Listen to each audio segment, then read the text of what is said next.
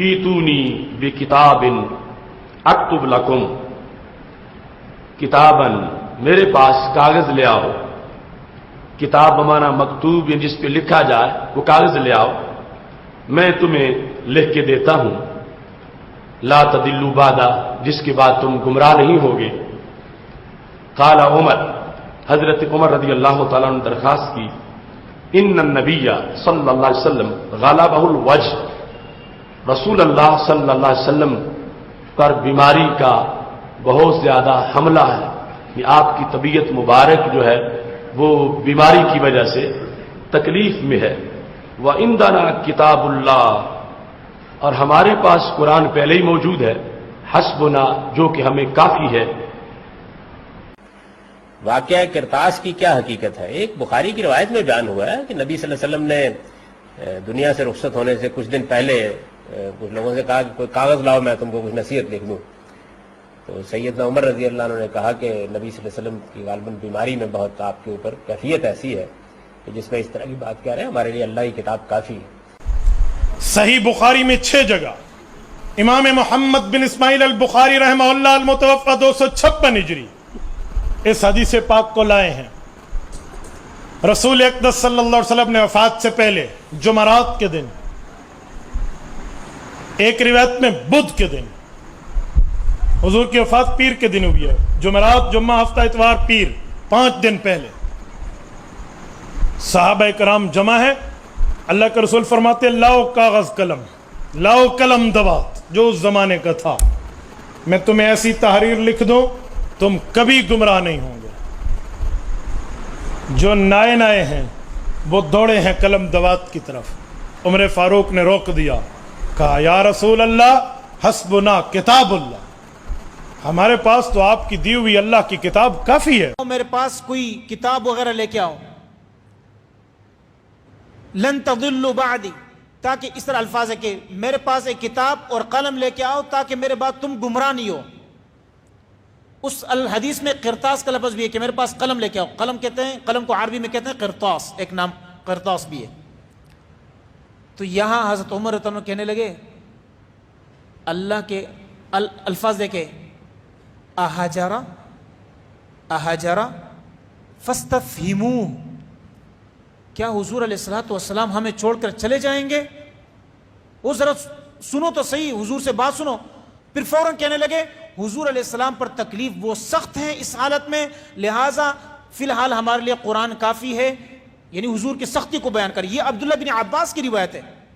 और ये रिवायत जब शुरू होती है तो वो खुद कहते हैं कि जब हुजूर अलैहिस्सलाम पर सख्ती आ गई, आखिरी कैफियत बीमारी की, तो हुजूर अलैहिस्सलाम ने कलम दवात मंगवाया और फरमाया कि मैं तुम्हें कुछ लिख कर देना चाहता हूँ, लेकर आओ ताकि मेरे बाद गुमराह ना हो।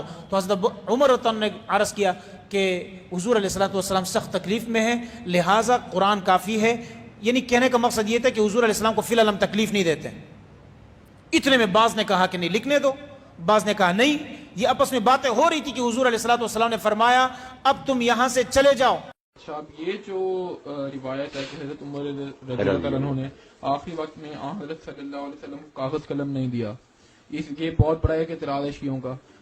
पहले तो ये बताएं, ये रिवायत ठीक है? रिवायत तो ठीक, बिल्कुल। अब इसमें क्या करें? हज़रत उमर रज़ी ने जो कहा कि हुजूर को तकलीफ ज्यादा, यार कुरान काफी है, अब उनकी नीयत पर भी हमला क्यों करें? उन्होंने कहा इतनी तकलीफ में हुजूर शफ़क़त फरमा रहे हैं, दीन तो पूरा कर लिया, मुकम्मल हो गया, ऐसे उतर गई है, इसलिए क्या लिखवाने की जरूरत है? ये उनका भी उधर हम मान सकते हैं कि तकलीफ, यही लफ्ज कहना कि आपको तकलीफ ज्यादा है, कुरान हमारे लिए काफी है। मगर उलमा खुद मानते हैं कि देना बेहतर। जब आपने कहा था ना, तो देना ही अच्छा था। इस उज़र में इतनी जान है मौलाना साहब? जान कोई नहीं, क्योंकि अल्लाह के रसूल से ज्यादा कौन जानता था कि कुरान काफी है या नहीं काफी। तो ये तो बहुत बड़ा एक जुर्म। फिर अगर इसी तरह होता ना कि उन्होंने कहा था, दूसरे भी उनके साथ मिल जाते, राजी हो जाते, लंबा झगड़ा ना करते, फिर भी बात। जब 2 पार्टियां हो गई ना, एक कहने लगे जो हुजूर कहते हैं वो करो, एक कहने लगे जो उमर कहता वो, तो फिर इतना झगड़े के शोर बढ़ गया। कासुर लगत वर्तफा, शोर बहुत हुआ और आवाजें बहुत ऊंची हो गई। फिर हुजूर ने जो फरमाया ना, मा यंबग़ी नबी तनाज़ो, कि नबी के सामने ये झगड़ा करने का हक नहीं था, कुमत उठ जाओ यहाँ से। اس سے بات ذرا خطرناک بن گئی. آپ نے کہا نبی کے ہوتے ہو تم نے یہ جھگڑا کیا. اور ہمارے لیے تو پریشانی کی بات ہے نا, ہم نے جب اب قرآن مجید میں آتا بھی ہے کہ نبی کی آواز سے آواز اونچی نہ کرو ورنہ تمہاری نیکیاں ضائع ہو جائیں گی. جی بالکل. اب حضرت اسی سے جان چھڑانے کے لیے مولانا شبلی نعمانی نے الفاروق میں یہ راستہ اختیار کیا کہ اس حدیث کا انکار کر دیا جائے کہ اتنا اہم واقعہ مگر صرف ابن عباس بیان کرتے ہیں, وہ چھوٹی عمر کے تھے, کسی اور نے یہ بیان کیا. اس طرح کے کرینے بنا کر نہ انہیں چاہ کے جان چھڑانے.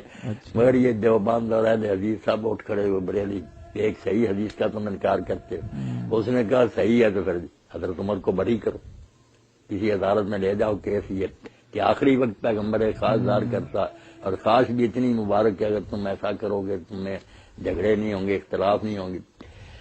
تو جب ابن عباس رضی نے یہ مجاہد بیان کی تو بڑا روئے. جب پوچھا نا آج کون سا دن ہے, لوگوں نے کہا جمعرات, تو اتنا روئے کہ ان کی آنکھوں سے آنسو گر کر نا جو پلاٹ میں کنکریاں تھی وہ بھی چارن, تو انہوں نے کہا جمعرات کے نام پر, انہوں نے کہا یہی منحوس دن تھا جس میں حضور نے یہ کہا. تو لوگوں نے شور کر دیا اور اس شور کی وجہ سے آپ کے راستے میں رکاوٹ ڈال دی, تو لکھنے میں روڈا اٹکا دیا. اور یہ جو کچھ اب تم بھوت رہے ہو نا جنگ جمل اور سفینی, سارا اس کا بدلہ. اگر اس وقت تم لکھنے دیتے تو یہ حال تمہارا کیوں ہوتا.